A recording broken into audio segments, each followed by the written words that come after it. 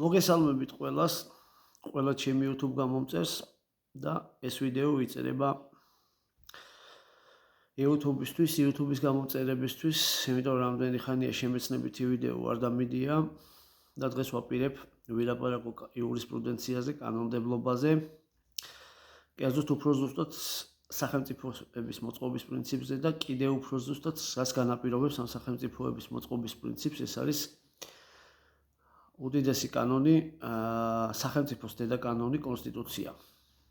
და მინდა რომ ვილაპარაკო დღეს აი ამ იურიდიულ დოკუმენტზე, რომელიც არის თავი და თავი ყველა კანონის თუ კანონქვემდებარე ნორმატიული აქტების თუ ორგანული კანონების, რომლის მიხედვითაც ზოგადად შენდება სახელმწიფო,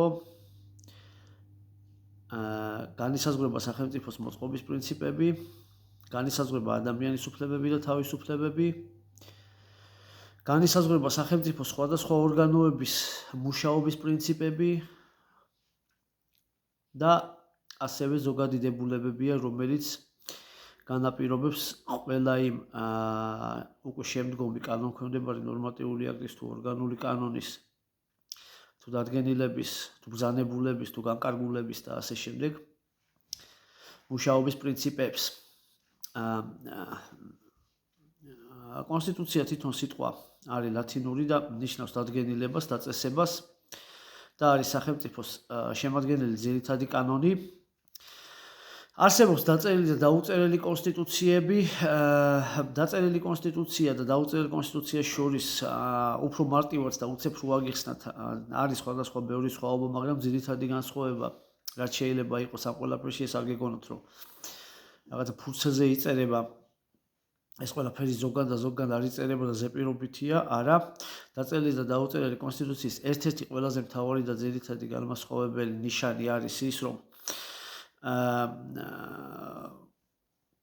არ არის ანუ ეს დაწერილი კონსტიტუცია არის ერთად შეკლული, ასე რომ ვთქვათ, კოდექსად გამოცემული, ერთ წიგნად გამოცემული, ხოლო დაუწერელი კონსტიტუციას არა აქვს ესეთი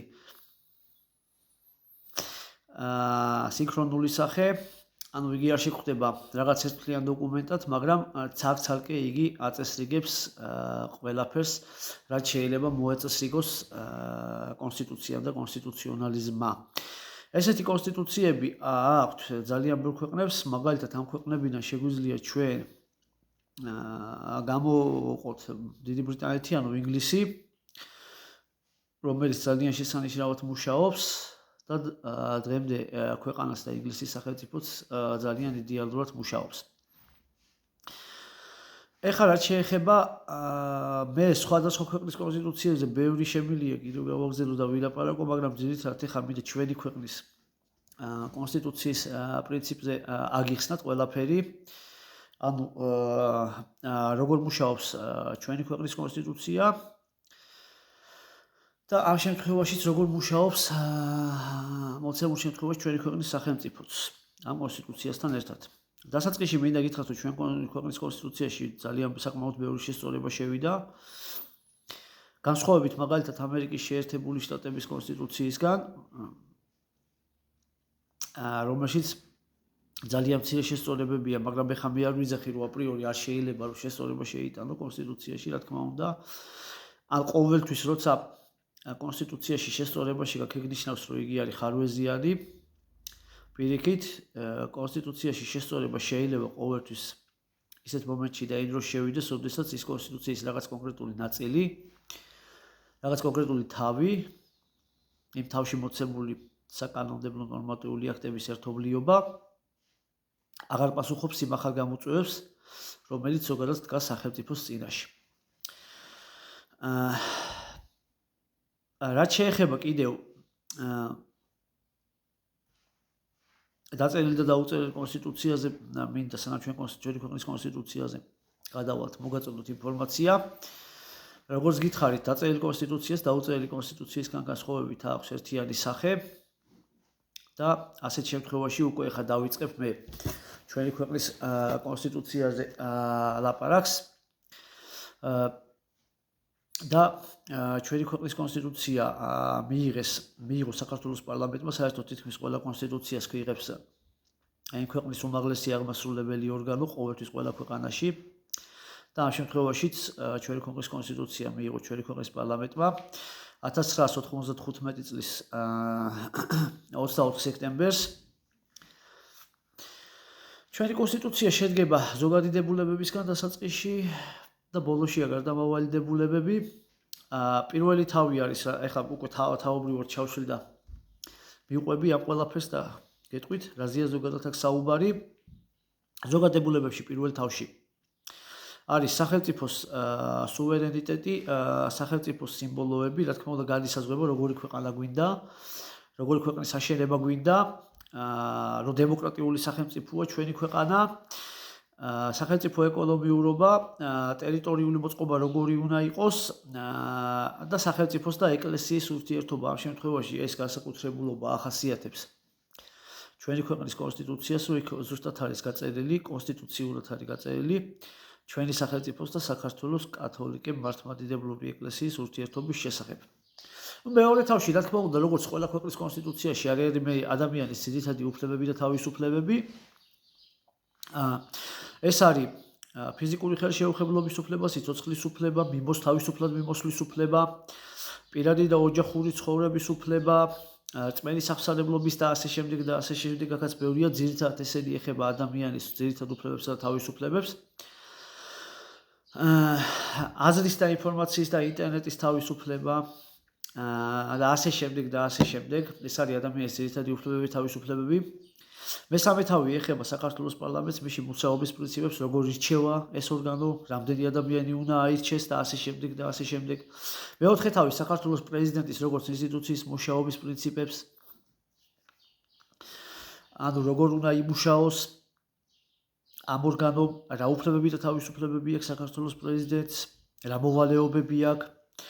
მეხუთე თავი არის საქართველოს მთავრობის ასევე, მეექვსე თავი არის საქართველოს ხელისუფლების და პროკურატორის, მეშვიდე თავი არის ფინანსების, სახელმწიფო ფინანსების და კონტროლის რეგულაციები, მერვე თავი არის სახელმწიფო თავდაცვა და უსაფრთხოება, მეცხრე თავი არის ადგილობრივი თვითმმართველობა, მეათე თავი არის გადასიჯვა თვითონ კონსტიტუციის, ანუ რა შემთხვევაში შეიძლება რომ გადაისიჯოს კონსტიტუცია, შევიდეს შესწორებები, რამდენ ადამიანს აქვს ახალი კანონის ინიციირების უფლება, რამდენ ადამიანს აქვს კონსტიტუციის გადასინჯვის მოთხოვნის უფლება და ასე შემდეგ და ასე შემდეგ.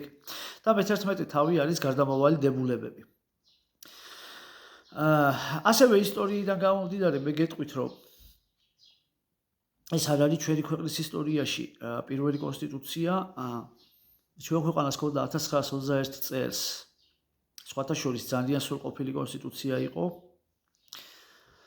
იმიტომ რომ იქ იმ კონსტიტუციაში ახალი კონსტიტუციისგან განსხვავებით ქალების უფლებებზე და თავისუფლებებზე უფრო ბევრი რამ იყო მოთხრობილი, ბევრი რამ იყო დაწერილი. ეს იყო პირველი რესპუბლიკის კონსტიტუცია, მენშევიკური ხელისუფლების და ნოე ჟორდანიას მთავრობის, რომელმაც ძალიან ცოტა ხანი იარსება, ძალიან მალე უკვე 1921 წელსვე 21 თებერვალს თუ არ ვცდები, 3 თუ 4 დღე იარსება, თუ ზუსტად არ ვიცი, ეხლა ამაზე არ გამომეკიროთ. წითელი მე-11 არმიის შემდეგ უკვე, როდესაც ოკუპაცია მოახდინა ჩვენი ქვეყნის, ამ კონსტიტუციამაც არსებობა შეწყვიტა.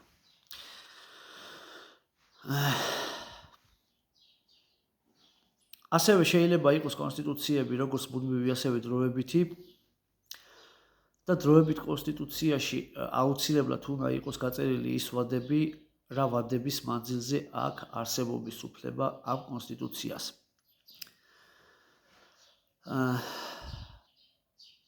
დღესდღეობით კონსტიტუციასთან დაკავშირებით და კონსტიტუციონალისტთან დაკავშირებით სულ ეს იყო რაც მინდოდა მეთქვა. ჩვენ საქართველოში ყავთ ძლიერი კონსტიტუციონალისტები, უბრალოდ სახელების და გვერების და სახელებისგან თავ შევიკევებთ ჩვენ დღევანდელობაშიც კი. და თუ რამით შეიძლება ვიამაყოთ, ასევე შეიძლება ვიამაყოთ აი ამ ძალიან სწავლული და საკუთარ პროფესიაში გათვითცნობიერებული ადამიანებით. და საერთოდ ჩვენ ქვეყანას ბევრ მინუსთან ერთად ძალიან ბევრი პლუსიც აქვს. უბრალოდ ამ ყველაფერს უნდა დახვეწა და გამოჩენა. დღეს ჩემო მეგობრებო, სულ ეს იყო რაც მინდოდა მეთქვა ამ საკითხთან დაკავშირებით. ძალიან მალე დაელოდეთ ახსი ახალ ვიდეოებს, უფრო კარგ ვიდეოებს, let's play-ის ვიდეოებს, ძალიან საინტერესო სწრაფ სიუჟეტია სადაძაბულს. მინდა რომ გისურვოთ ყველას სასიამოვნო დროის გატარება და ყველას ძალიან კარგად ყოფნა. დროებით და ძალიან მალე დაელოდეთ ახსი ახალ ვიდეოებს. კარგად.